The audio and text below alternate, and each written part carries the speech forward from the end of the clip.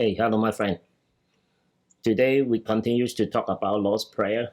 Now we come to the point of give us today our daily bread.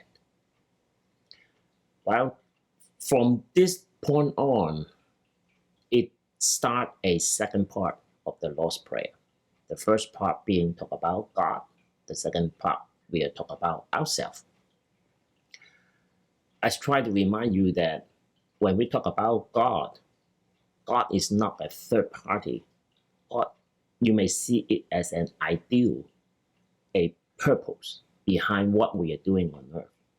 So in some way or form, what happens on earth reflecting the purpose in the heaven. Or vice versa is that if we have the purpose on the heaven, it's also happen on earth, a mirror image. So just simply saying the usage of the things on earth, there is a purpose behind which is stayed in the heaven. We call it heavenly meaning. So now we at the point of the big transition. Now we at the point of the big transition. Last time we talked about may his will done on earth as is in heaven. And now we really put things into perspective on earth. This reality is our food. Our daily bread, of course, is our food, but also is referring to our shelter, clothing, how we move. Nowadays is even the healthcare. All this that we need to sustain our life on earth. I also want to further extend that actually when we refer to shelter, we also refer to the mortgage and the rent. So these are the things nowadays that we need for our daily life. So daily bread encompassing all this necessity in just called daily bread. Our life seems to be driven by all this necessity. However, when we forgot the purpose of our life, we might become slave to our needs.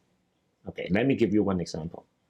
Yeah, when I still remember when I first got my first car, I usually park it really far away from the main crowd of the parking because I don't want the people make a dent into my brand new car. I still remember that I roughly clean it once a week.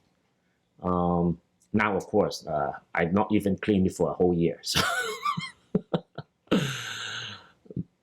I still remember someone called me as a slave to my car. Well, be honest, it's really the case.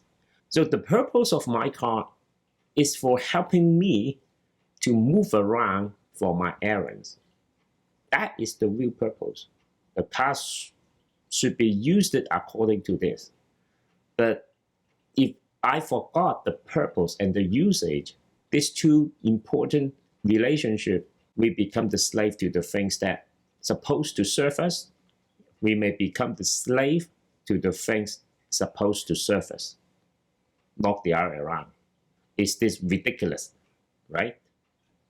So the prayer in this case is to serve a good reminder to ourselves that by this passage, David asked for the food for the good purpose from God. Our purpose is living out his character on earth as is in heaven. God has to provide the food to us, or we all die and we can't fulfill that purpose. In most cases, we don't need much in order to survive. Well, we may be driven by fear or by greed. We usually get more than we need. More that we got, the more we consume more and require additional effort to maintain our wealth. Similarly speaking, the more we eat, the more weight that we gain. It is harder for us to move around and take more extra effort to get rid of the extra weight to keep us healthy. Is it worth it? When we get lost in the focus of our good purpose, of our usage, we may become slave to our own needs. Then that greed may drive us to fight with others for the same thing other people also need. In the pandemic, people are driven by fear to hoard the toilet paper. They don't need that much. Today, I still can't get the sanitizing wipes. Is that ridiculous?